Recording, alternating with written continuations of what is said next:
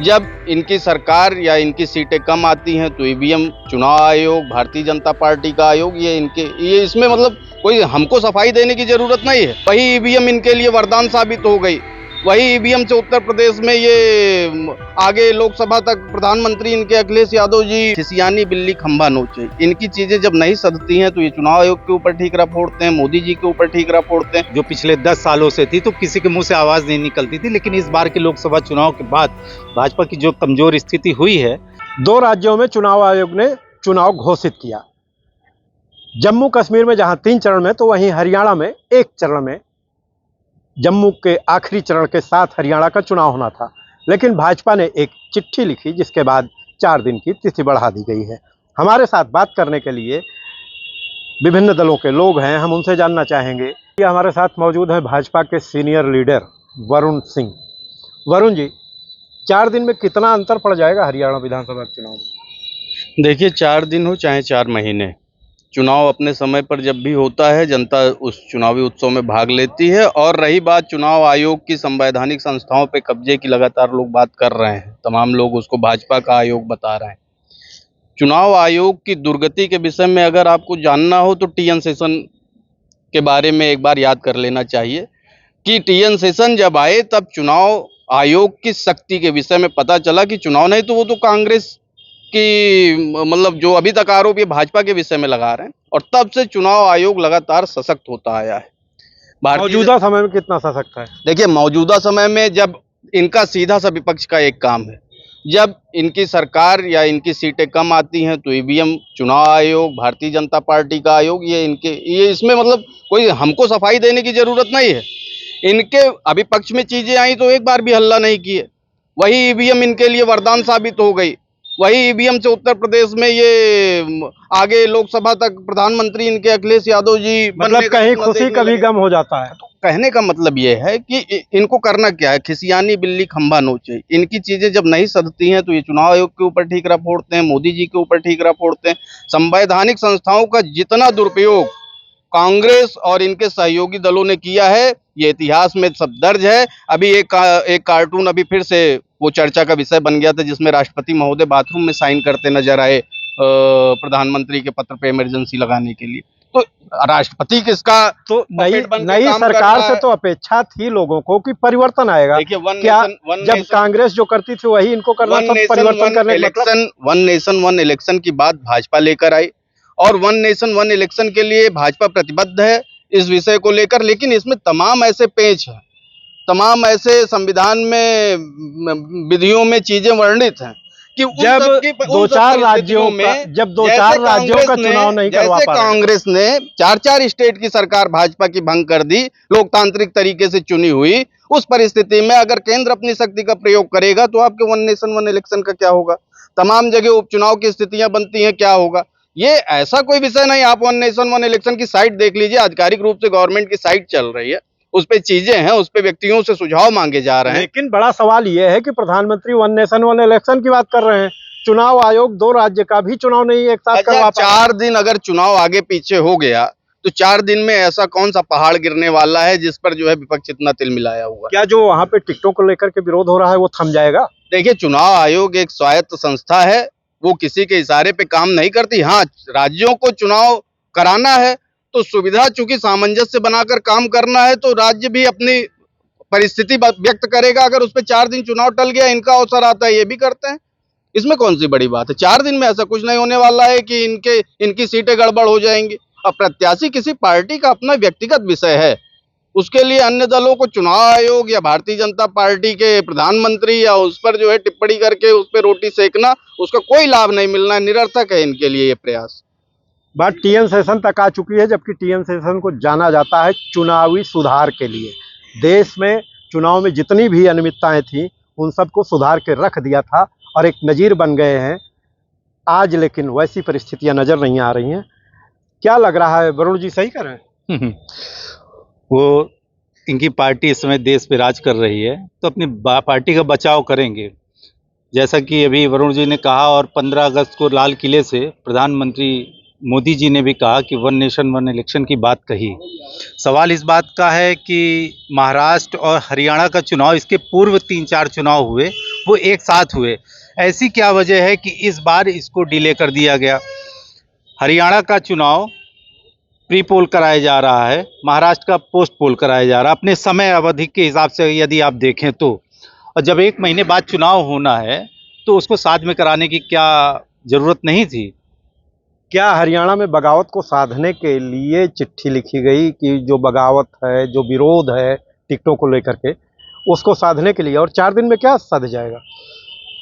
असल में वहाँ पे कई खेमे बन गए हैं, भाजपा में भी मुखर होके। सैनी साहब और वहाँ के जो प्रदेश अध्यक्ष बीजेपी के हैं वो कहते हैं आप यहाँ से लड़ेंगे, मुख्यमंत्री हरियाणा के कहते हैं कि वो कौन होते हैं प्रदेश अध्यक्ष बताने वाले कि मैं कहाँ से लड़ूंगा। ये अंतर्द्वंद स्पष्ट है। उसका सबसे बड़ा कारण है कि अभी तक जो एक तानाशाही शीर्ष नेतृत्व भाजपा में थी, जो पिछले 10 सालों से थी, तो किसी के मुंह से आवाज़ नहीं निकलती थी। लेकिन इस बार के लोकसभा चुनाव के बाद भाजपा की जो कमज़ोर स्थिति हुई है, उससे इनके पार्टी के जो कैडर के लीडर भी हैं वो भी अब शीर्ष नेतृत्व के खिलाफ बात करने लगे हैं। क्या लग रहा है महेंद्र जी, भाजपा के अंदर लोकतांत्रिक प्रक्रिया शुरू हो गई है क्या? भाजपा के अंदर लोकतांत्रिक प्रक्रिया पूरी तरह से शुरू हो चुकी है।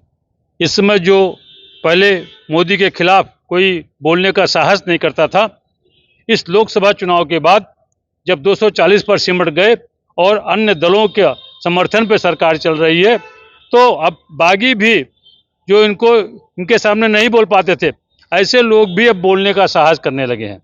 क्या लग रहा है प्रधानमंत्री की 1 नेशन 1 इलेक्शन की अवधारणा पे आयोग खरा उतरेगा?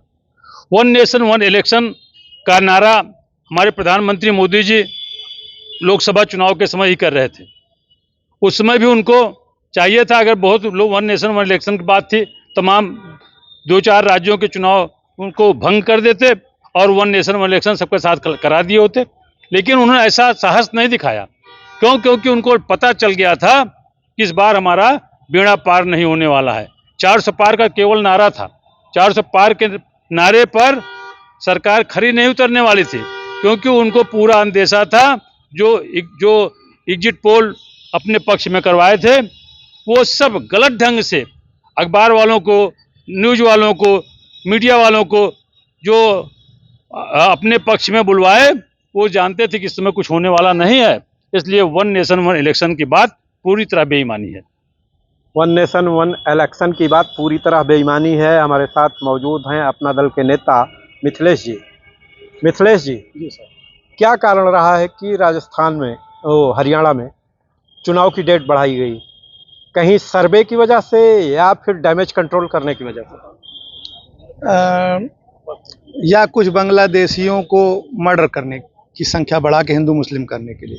मैं पार्टी में हूँ, अपना दल भाजपा गठबंधन, हमारा जनाधार हरियाणा और जम्मू में नहीं है, लेकिन एक स्वतंत्र विचारधारा भी व्यक्ति की होती है। आज ही पढ़ा जा रहा था, टीवी पे देखा गया कि एक गौरक्षक बच्चे हैं जो 18 से 14 साल के हैं, एक लड़के को बांग्लादेशी था, बिनता था, उसको पीट के मार डाला। तो शायद और उसके ऊपर मुख्यमंत्री जी का एक हास्यास्पद बयान आया। उन्होंने गौरक्षा वालों की से मदद की और उस हत्या के ऊपर कोई टिप्पणी नहीं की, कोई भी व्यक्ति XYZ। तो ये चीज़ नागवार गुजरी। और रही बात निर्वाचन आयोग की, तो अभी भैया लोग कह रहे थे बहुत बार निर्वाचन आयोग कठपुतली रहा है। प्रतापगढ़ में आपके भी बाल पक गए, हमारे भी कुछ पक ही गए हैं। हमने जो है बक्सा लुटते देखा है, काउंटर फॉइल सहित पेटी के अंदर देखा है, काउंटिंग किया हूँ, काउंटिंग किया भी, चुनाव भी कराया होगा, काउंटिंग भी कराया नहीं कितनी बार कराया, 40 चुनाव कराया हूँ 40 साल की सेवा में। तो इसलिए एक से एक द्वंद देखे हैं, एक से एक लूट देखी है, बूथ पे कनपट्टी पे धर के कैसे लूटा गया वो भी देखा है। लेकिन औकात किसी की नहीं होती कि जो है उस समय बोले, क्योंकि एक बेहद गोदल है, सिपाही किसकी रक्षा करेगा, ये सब देखा गया है। और ये अब भी होता है, मध्य प्रदेश में अभी बोला गया किसी द्वारा कि भाई हमने तो 15-15 रोड दिए थे, सांसद जी, महिला कोई सांसद है, तो ये कभी रुकेगा नहीं, तरीके अलग अलग है। अब तो ADR ने भी खुलासा किया है आंकड़ों के साथ। तो अब तो सेंट्रलाइज व्यवस्था हो गई है। मैं EVM का विरोधी हमेशा था, हूँ और रहूँगा। मैंने EVM का घोटाला देखा है, सार्वजनिक रूप से टिप्पणी कर सकता हूँ। काउंटिंग के दिन बैटरी सारी 99% थी, मैं उस काउंटिंग का वो था, प्रभारी था 19 में। कोई मीडिया वाला, जब मीडिया वाले कहे कि आप तो मतलब मजाक मुझसे किए, आप नाम नहीं लूँगा कौन कौन थे, आपकी पार्टी तो हार गई। लेकिन हमने कहा दम हो तो लगाओ लाइव, अभी नौकरी चली जाए, कोई दिक्कत नहीं है। बैटरी 99%, 100% बैटरी अगर 99% निकल रही है तो ये हास्यास्पद था उस समय भी, और ये आज भी सुना जा रहा है। तो ईवीएम का मतलब कोई भरोसा नहीं। ईवीएम में अगर 99% काउंटिंग के समय बैटरी हो तो सवाल तो उठने लाजमी है। हमारे साथ अधिवक्ता हैं सलीम जी। सलीम जी, क्या कारण हो सकता है हरियाणा का चुनाव 4 दिन बढ़ाने का, और कितना डैमेज कंट्रोल हो सकता है? देखिए, आज आपका मुद्दा है कि एक राष्ट्र एक चुनाव। मुझे किसी पुराने शायर का एक शेर याद आता है कि बदलना है तो रिंदों से कहो अपना चलन बदले, कि बदलना है तो रिंदों से कहो अपना चलन बदले, फकत साकी बदल जाने से ही मैखाना न बदलेगा। तो आपके श्रेष्ठ भारत के जितने ये दर्शक हैं, श्रोता हैं, आज मैं ये उनसे बात करना चाहता हूँ चैनल के थ्रू कि हमारे प्रधानमंत्री जी एक राष्ट्र की बात करते हैं। अब उनकी नज़र में राष्ट्र क्या है, वो राष्ट्र किसको समझते हैं, ये भी एक मुद्दा है। राष्ट्र महज इलेक्शन जीतना नहीं होता है। राष्ट्र का मतलब सरकार नहीं होती है। राष्ट्र का मतलब ये नहीं होता है कि शक्तिशाली हो जाना। राष्ट्र का मतलब ये भी नहीं होता है कि चुनाव आयोग मेरी मुट्ठी में हो और पुलिस संस्थाएं मेरी मुट्ठी में हो और उसके बाद ईडी मेरी मुट्ठी में हो, न्यायपालिकाएं मेरी मुट्ठी में हो और जनता को मजहब के नाम पर, जात के नाम पर इतना विखंडित कर दो कि उनकी शक्ति एकदम से तिरोहित हो जाए और मैं अपनी मर्जी के मुताबिक जो चाहूँ रिजल्ट निकालूं और जब तक चाहूँ तब तक हुकूमत करूं। इसी से मिलते जुलते उनके पार्टी के बहुत सारे लोगों ने बात की भी है कि प्रधानमंत्री जी तो मैं एकदम भगवान के अवतार हैं।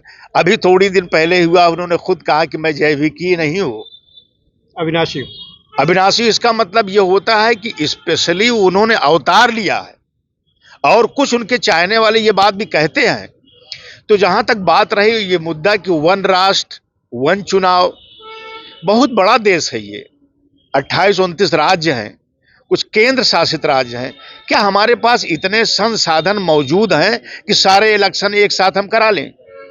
क्योंकि एक चुनाव एक राष्ट्र का तो मतलब तो यही होता है कि केंद्र का लोकसभा का चुनाव और विधानसभा के चुनाव सब साथ साथ हों। जिला पंचायत प्रधानी का चुनाव सब जोड़ लीजिए ना। जिला पंचायत प्रधानी के ये जो स्थानीय चुनाव होते हैं ये तो अलग हैं, क्या इन्हें भी एक करना चाहेंगे?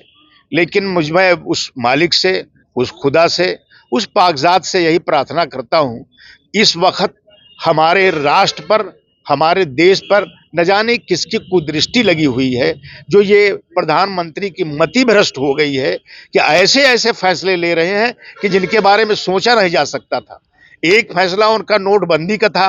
उन्होंने बड़ा ढिढोरा पीट करके ये बात कही थी कि इससे भ्रष्टाचार खत्म हो जाएगा, इससे जो है आतंकवाद खत्म हो जाएगा, और न जाने कितनी कितने उन्होंने दर्शन की बातें की थी कि इसको बंद करने के बाद खत्म हो जाएगा, राष्ट्र में अमन चैन आ जाएगा। अभी भाजपा नेता वरुण जी ने कहा कि कांग्रेस के कार्यकाल में भी ऐसा होता रहा है, तो क्या जो पहले होता रहा है उसमें सुधार होना चाहिए कि जैसा था वैसा रहेगा? भाई हम ये कहना चाहते हैं कि हमारी जो ड्यूटी है, जो हमारा कर्तव्य है, जो हमारी लायबिलिटी है, हम उसको करेंगे कि फलाने ने ये गुनाह किया था तो मैं उसी को रिपीट करूंगा।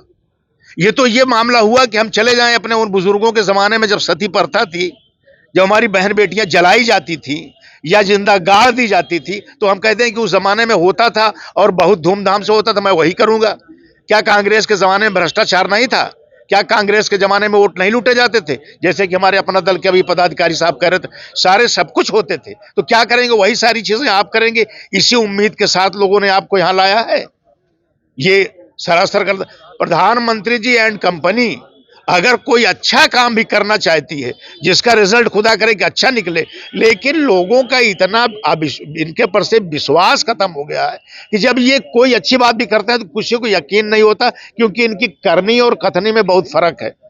इसको एक राष्ट्र एक चुनाव करने के लिए सबसे पहले तो इनको संविधान में संशोधन करना पड़ेगा। बहुत सारी चीजें करनी पड़ेंगी। जैसे थोड़ी देर पहले मेरे दोस्तों ने कहा कि चुनाव आयोग टीएन शेषन के जमाने में उसकी एक पहचान बनी।